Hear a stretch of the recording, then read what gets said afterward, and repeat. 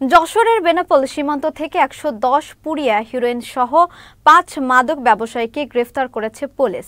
শনিবার ভোরে বেনাপোল পোর্ট থানাধীন ইমিগ্রেশন সংলগ্ন চৌধুরী মার্কেট থেকে তাদের আটক করা হয়। পুলিশ জানায়, মাদক ব্যবসায়ী কয়েকজন মাদক দ্রব্য বিক্রয়ের উদ্দেশ্যে বেনাপোল পোর্ট থানাধীন বড় আছড়া গ্রামের চৌধুরী মার্কেটের দ্বিতীয় তলায় অবস্থান করছে এমন গোপন সংবাদের ভিত্তিতে অভিযান চালায় পুলিশ। এ সময় ৫ জন ব্যবসায়ীকে হেরোইন সহ গ্রেফতার করা হয়। একই দিন অন্য একটি অভিযানে ১২ কেজি গাঁজা উদ্ধার করে পোর্ট থানা পুলিশ। ইমিগ্রেশনের সীমান্তবর্তী চৌধুরী মার্কেটের ভিতরে কতিপয় মাদক ব্যবসায়ী তারা মাদক বিক্রয়ের জন্য অবস্থান করতেছে। তার প্রেক্ষিতে আমরা চৌধুরী মার্কেটে অভিযান চালাই এবং ৫ জন আসামিকে ১১০ পুড়িয়া হেরোইন সহ আমরা গ্রেপ্তার করতে সক্ষম হয়েছি।